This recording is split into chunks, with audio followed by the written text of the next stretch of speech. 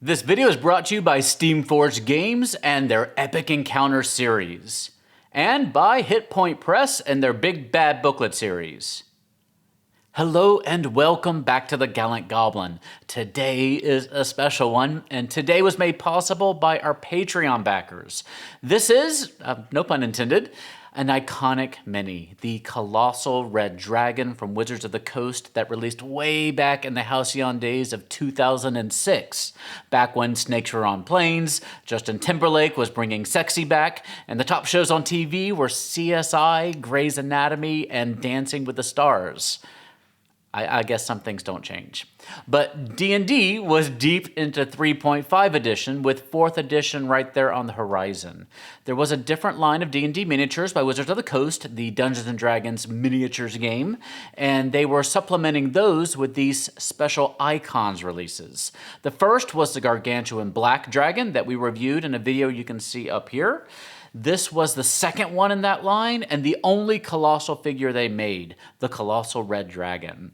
This is an expensive and hard to find miniature these days, but we wanted to get our hands on it, not only to show you how incredible it is, but to show you how it compares with our current line of enormous dragons like Arvyacharis, the Ancient White Dragon, and the newly announced Tiamat figure, which is scheduled to hit the store shelves in September 2021 for about $400 MSRP. So getting our hands on Colossal Red here was our very first Patreon goal, which we blew past in the first couple of days. So thank you, thank you, thank you. Our next goal is to expand to Twitch with extra live content to help us get there and get what I think are some pretty cool perks like extra videos, 5e supplements, early access to our videos, and plenty of other things. Just visit patreon.com/thegallantgoblin. All right, let's throw caution to the wind, get this fella out of the box, and show you how she stacks up to the rest of our minis. By now, you're probably familiar with the lore of red dragons. They like to lair in caverns, preferably ones that show some volcanic activity. They breathe fire and are arrogant, vengeful, and territorial, often coming into conflict with other chromatic dragons who dare to encroach on their territory or who fail to show deference to their authority. They're also quite intelligent and can pit foes against each other and manipulate people and events to drive the outcome that they want to see. This quote-unquote mini comes with a pretty remarkable font of fire that slots into his mouth when you're ready for your red dragon to let loose its fire breath. It doesn't quite represent the 90-foot cone of effect mentioned in the stat block, at least the current stat block, but it's a fun way to freak your players out nonetheless. Also included with the mini is a pretty large double-sided map of the dragon's lair. The map is 22 by 34 inches and includes markings to indicate where to place your armies if you are playing the miniatures game. There are also little triangles to indicate places of rough terrain. The opposite side of the map makes for a very interesting standoff, with the treasure pile just surrounded by lava. If your melee fighters want to get up close and personal with the red worm, they best have brought their lava-proof boots. This is, of course, a fantastic map that you can use again and again for any volcano encounter. There's also a little booklet that gives you the rules for playing the dragon and for using the map in the miniatures game, along with 2 game scenarios that you can use. The booklet isn't particularly useful if you aren't playing the Tacticals miniatures game, but the rules may give you some ideas for hazards and dragon features that you can use in your regular D&D games. You also get a card that has the Red Dragon Miniatures game stats on one side and the 3.5 edition RPG stats on the other side. Again, if you're playing 5e, the card probably won't be too helpful for you, but it's interesting to see how stat blocks have evolved over the years. Let's talk about one particular ancient red dragon that has a long history in D&D, Klauth, or Old Snarl, one of the oldest dragons alive. This could be considered spoilers for Storm King's Thunder, so you may want to skip ahead a little bit if you're playing that. Klauth is probably the most powerful dragon along the Sword Coast, and he single-handedly keeps any other dragon from gaining enough power to threaten him. He makes his presence known in Storm King's Thunder, and the option is there if your players want to confront him. but be aware that he is more powerful than the boss of the adventure itself. And this mini would be pretty perfect for a Klauth encounter. Now, he has a stat block in Storm King's Thunder, which is also where you'll find his lair information, but it's not a lot to go on really. So let me give you 3 options if you want to explore a Klauthian encounter. First, there's an old article by Ed Greenwood from Dragon Magazine number 244.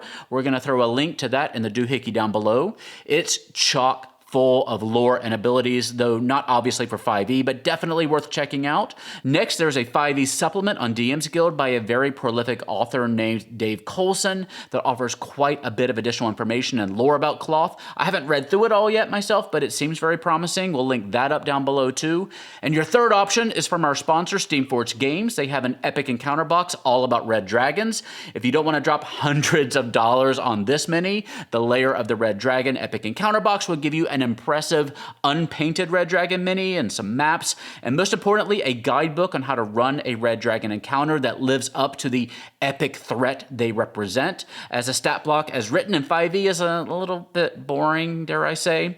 It's not Klauth specific, obviously, but it should give you a lot of ideas for running a red dragon encounter in 5e. You can also see our full review of that box by clicking the eye in the corner of your screen. One thing about this figure here that did bug some folks, at least at the time, was that it came on a whopping 8-inch base instead of the standard 6-inch colossal size base. Though, in the rules, once again, colossal was described as taking up at least 6 inches by 6 inches, so the 8-inch base was pretty legit, really. Now, I didn't play 3.5 edition, so feel free to fight me on this in the comments. The thing is just crazy big, though. As you can see from our Dwarven Forge setup, you're gonna need a big map to accommodate this miniature.